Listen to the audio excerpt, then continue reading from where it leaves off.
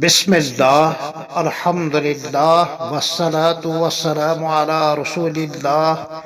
معزز سامعین کرام، السلام علیکم ورحمۃ اللہ وبرکاتہ۔ مختلف مکاتب فکر کے بڑوں کے نام، ایک طالب علم کا نامہ و پیام۔ جب ملک یا ریاست کا مشترکہ مسئلہ ہو، یعنی ملکی یا ریاستی مفادات مشترکہ پیش نظر ہوں، تو اہل اسلام غیروں سے بھی ان کے تحفظ کے لیے مدد لے سکتے ہیں، اور خاص اس مصلحت کے پیش نظر ان کے ساتھ اتحاد بھی کر سکتے ہیں۔ مثلا انگریز سامراج سے نجات حاصل کرنا ملکی مفادات میں سے تھا، تو وقت کے اکابر علماء اسلام نے غیروں کے ساتھ مل کر ان کے خلاف نبرد آزمائی کی تھی۔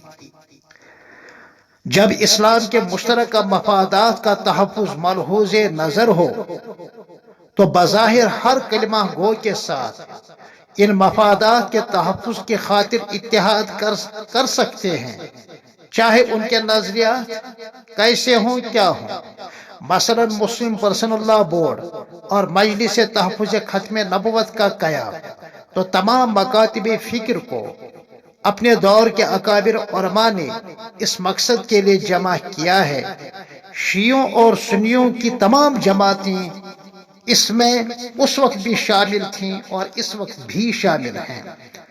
بس یہی حال ہے موجودہ دور میں، لہذا ہم یہ کہہ سکتے ہیں کہ نہ ہر اتحاد محمود ہے، نہ ہر اختلاف محمود، اسی طرح نہ ہر اتحاد مذموم ہے اور نہ ہر اتفاق مذموم ہے۔ اتحاد میں مشترکہ مفادات کو پیش نظر رکھا جاتا ہے، نہ کسی کے مذہبی یا مسلکی یا فرقہ کے بنیادی نظریات۔ یہ بہت بڑی غلط فہمی ہے جو جہالت یا تعصب یا تجاہل عارفانہ کی دلیل ہے۔ لہذا شیعہ اہل بیت کے فضائل بیان کریں، مگر شان صحابہ میں گستاخی ہمیں برداشت نہیں، اور محبت اہل بیت کی آڑ میں خلفائے راشدین کی توہین کریں، یہ ہم سے برداشت نہیں۔ بریلوی حضرات اپنی حدود میں رہیں، مگر تکفیر مسلمین سے کف لسان کریں۔ اہل حدیث برادری اپنے مکتب فکر کے مطابق بیان کریں، مگر احناف کو برا بلا اور تقلید کو شرک نہ کہیں۔